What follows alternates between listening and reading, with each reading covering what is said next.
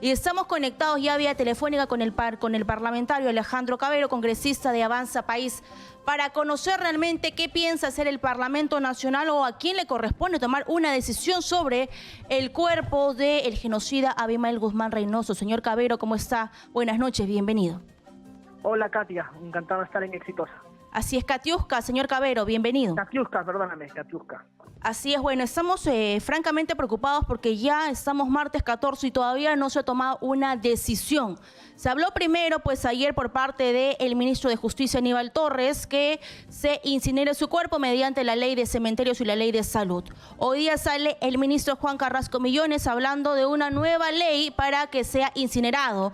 Y luego sale pues la fiscal Zoraida Ábalos hablando de que se le va a brindar atribución a los jueces para que tomen decisiones. Entonces, ¿qué se hace? ¿Quién tiene la última palabra?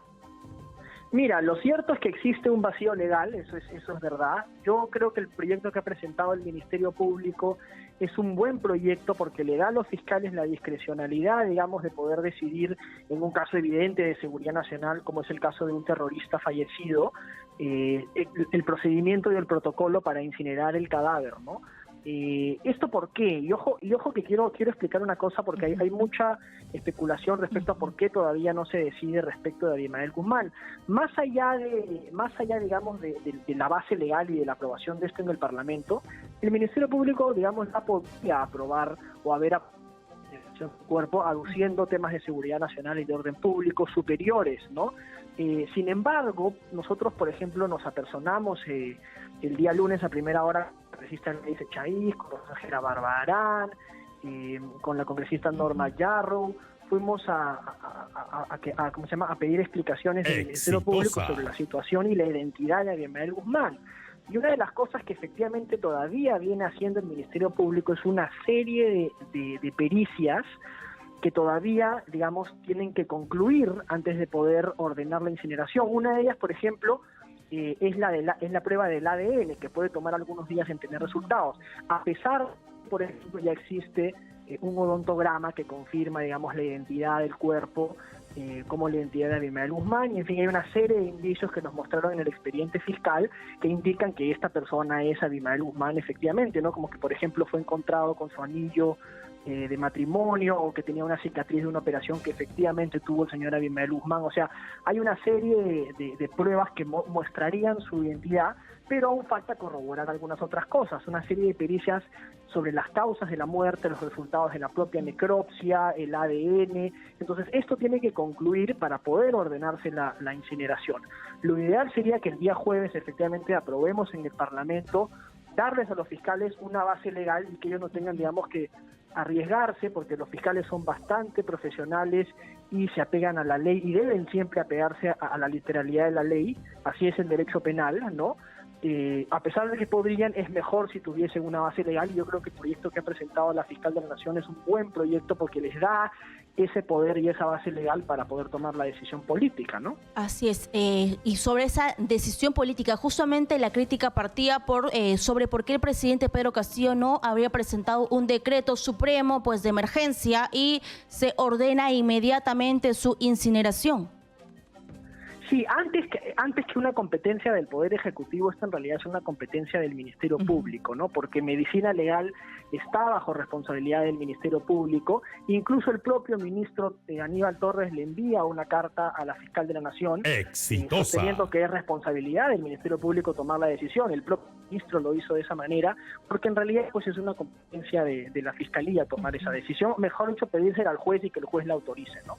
Así es, incluso vemos que todavía hay parte de esa pues desconfianza. Incluso ese grupo, La Resistencia, ha estado haciendo disturbios afuera de la morgue del Callao, exigiendo ver el cuerpo del señor Guzmán Reynoso, cuando usted, como la congresista Gladys Echaíz, ya dijeron que efectivamente es ese cadáver el que le pertenece al genocida Guzmán Reynoso.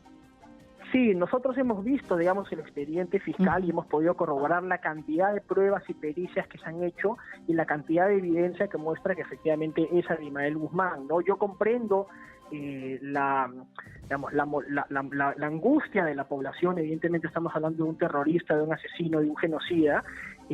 Hay que pedir, lo más profesional que puede hacer el Ministerio Público es hacer todas las pericias y todas las indagaciones necesarias, precisamente para que después no haya ningún ápice de duda y no se puedan los terroristas victimizar.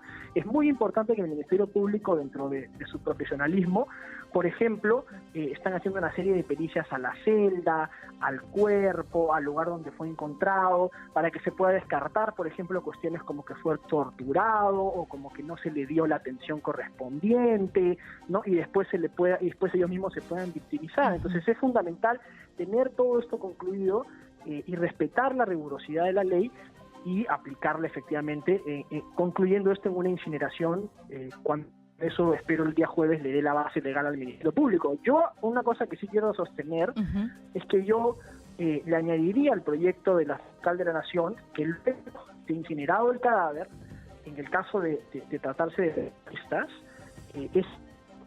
es un mal pedido del congresista Montoya, que sean arrojados en la milla 201. Creo que ni siquiera deberían permanecer sus restos en el territorio nacional. No creo que deberían ser arrojados en la milla 201 y ahí se concluye el asunto, ¿no? Así es, sobre eso, pues se habla de que se le ha dado mucho cabida, pero es que realmente queremos partir desde este punto de reflexión. Pues hablemos de aquí hacia el futuro. ¿Cuál es el proyecto que piensa presentar el Parlamento Nacional? Uno, con los restos de este genocidio, pero también con los que quedan, porque todavía hay pues terroristas en las cárceles. Y también cómo se cambian los textos en los libros de escuela, donde no se habla sobre el tema o se habla de conflicto armado. Porque pensemos realmente en concientizar a toda la población peruana sobre lo que significó estos años de violencia. Mira, es fundamental. Abimael Guzmán ha muerto físicamente, pero todavía tenemos que matar su ideología, que sigue muy presente en el país, incluso hoy día infiltrada en las más altas esferas del gobierno, y todavía nos falta muchísimo para continuar dando la batalla político-ideológica. Y ahí es fundamental trabajar sobre todo la gente joven. Mira, yo soy congresista, tengo 29 años, a mí me bautizaron un 12 de septiembre del 92, el mismo día que capturaron a Guzmán, ¿no? O sea, yo soy parte de una generación que no ha vivido el terrorismo, que no ha vivido la hiperinflación, que no ha vivido las grandes empresas públicas de los años 80 que despilfarraron 8.000 millones de dólares, y creo que falta conciencia en los jóvenes para conocer más estos temas. Parte de conocer la historia es para que no se vuelva a repetir, ¿no? Y hoy día los ciudadanos que tienen menos de 35 años son casi el 40% de la población peruana. Entonces es fundamental que hagamos un trabajo en las universidades, en los colegios, para concientizar a la población de lo que fue el terrorismo y del daño tremendo que le hizo al país, ¿no? Así es. Sobre lo que dijo, por favor, y congresista, sobre que el terrorismo está en las altas esferas, ¿a quién se refiere? Porque el presidente Pedro Castillo dijo ayer de que deslinda su gobierno completamente de Sendero Luminoso y que no hay ideología terrorista en Palacio de Gobierno. Mira, el señor Guido Bellido está investigado por tener vínculos con el terrorismo. Su congresista oficialista, el señor Bermejo, está investigado por tener vínculos con el terrorismo. El ministro de Trabajo, Iber Maraví, quien además va a ser interpelado, o mejor dicho, su interpelación se va a ver en el Pleno del Congreso este jueves, está investigado por tener vínculos con el terrorismo, incluso por haber presuntamente sido autor de actos terroristas. Entonces, es evidente para mí que hay bastante vínculo entre Sendero Luminoso y el gobierno. Incluso hay una relación muy estrecha entre algunos funcionarios del gobierno, incluyendo el presidente Castillo, con el Movadef, ¿no? Y eso se ha visto al presidente Castillo cuando era candidato, acudiendo a reuniones donde han asistido miembros del Movadef. Entonces, es evidente para mí la vinculación. Que ahora digan porque es políticamente incorrecto decir lo que ellos deslindan, porque evidentemente tienen que deslindar. O sea, no van a ser tan torpes de decir pues que sí tenemos vínculos con el terrorismo. Pero a las pruebas me remito, y a las investigaciones que ha hecho la prensa libre que todavía tenemos en el Perú me remito, y esas investigaciones tienen que esclarecerse en el tiempo, evidentemente, ¿no? Así es, y justamente sobre la prensa, hoy día el presidente Pedro Castillo dijo: yo no odio a la prensa, no odio a nadie. Sin embargo, hemos visto de que se guarda silencio y que algunos congresistas y ministros también guardan el mismo silencio, pero frente a ello también yo le digo, seguramente pues respondería a parte del gobierno de que hay una campaña de terruqueo en su contra y que todo sector de izquierda se le pone en la misma bolsa como actos que ha cometido el terrorismo. Que toda la izquierda siempre por muchos años se le ha vinculado con Sendero Luminoso, simplemente por ser de izquierda. Es que en la izquierda ocurre mucho que ellos se victimizan en lugar de responder a las acusaciones que se les hacen, ¿no? Yo recuerdo hace unos días, por ejemplo, sale una congresista, la congresista Isabel Cortés, de Juntos por el Perú, a dar una declaración frente al Palacio Legislativo, frente a la prensa, ve a Willax y dice no, a ellos no, y se va, ¿no? O sea, evidentemente a la prensa hay que responder, la prensa trae en parte la voz de la ciudadanía también en sus diversas formas, porque la prensa es libre y existen medios de todo tipo, y eso es positivo, ¿no? Y los funcionarios públicos y los políticos nos debemos a los ciudadanos. Eso es algo que el presidente hasta ahora no entiende, porque el presidente no da entrevistas, casi no da declaraciones, hace cosas donde cada vez que aparece hay muchísima seguridad, no se le puede acercar. O sea, cuando él y su gabinete no ha comprendido que los funcionarios nos debemos a los ciudadanos y que no debemos rehuirle ni a ellos ni a la prensa. Sin embargo, coincidimos, parlamentarios, de que la prensa pues debe ser responsable e informar y no desinformar, y tampoco podemos negar de que se han hecho quizás anticampañas hacia incluso la jornada de vacunación.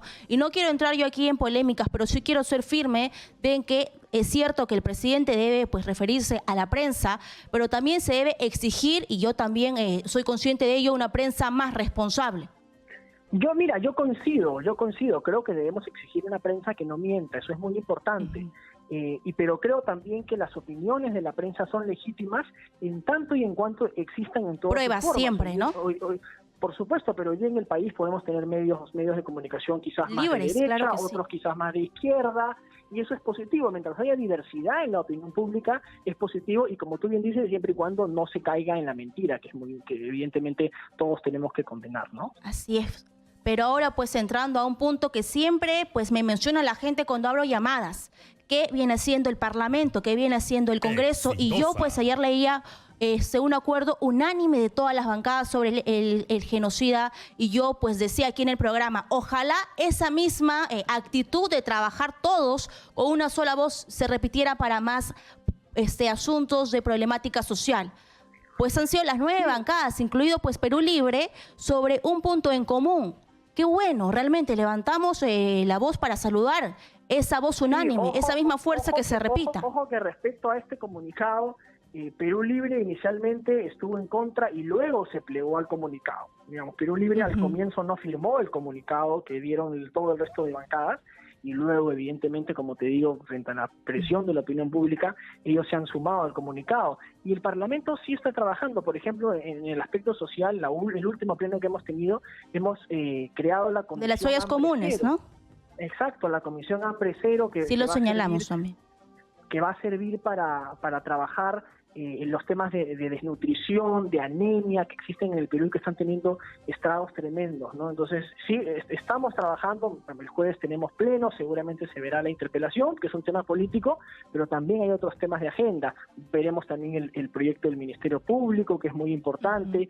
Entonces, el Parlamento está trabajando, hemos reactivado una comisión sobre medio ambiente, hemos reactivado una comisión para investigar aspectos de corrupción dentro de salud, y así estamos trabajando constantemente en el Congreso, ¿no? Así es, muy bien. Entonces cierro ya la entrevista con 2 preguntas de coyuntura política. Se ha designado como presidente de Indecopi al hijo de Julián Palacín, el abogado que trabajó en la campaña también con el presidente Pedro Castillo, y ahora su hijo será el presidente de Indecopi. Ya se pronunció Podemos Perú. ¿Qué opina Avanza País sobre esta final designación?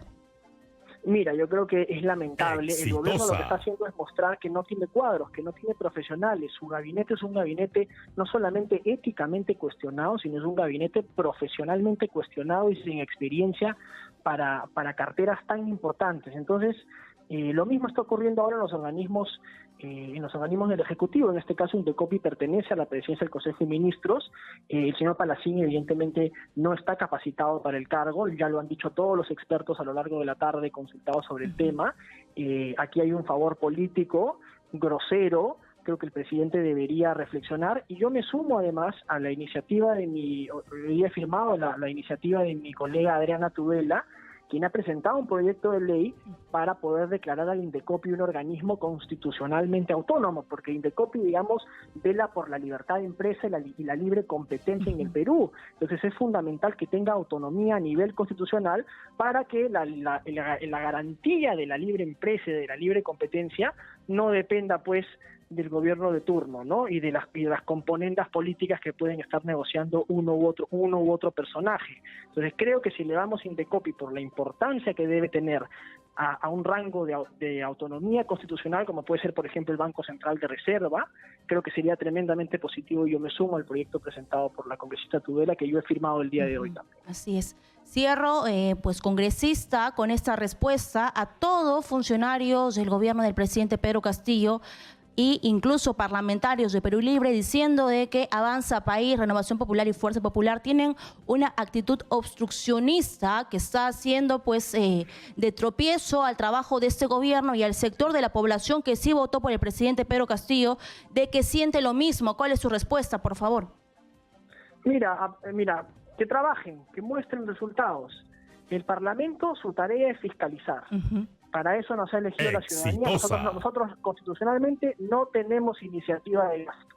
A quienes le corresponde resolver los problemas es el Ejecutivo. Y hasta hemos visto que tenemos un Ejecutivo que no ata ni desata, y que lo único que le importa en los gestos que presenta es levantar el puño y dar una señal ideológica. Pero finalmente no les interesa resolver los problemas de la gente. Siguen insistiendo a donde van en la Asamblea Constituyente, que es la prioridad solamente del 9% de los ciudadanos en este momento. Así es, si lo dijo Dina Boluarte, si lo dijo hoy día Dina Boluarte, e incluso dijo que el Congreso no está trabajando. Yo parafraseo lo que dijo la vicepresidenta.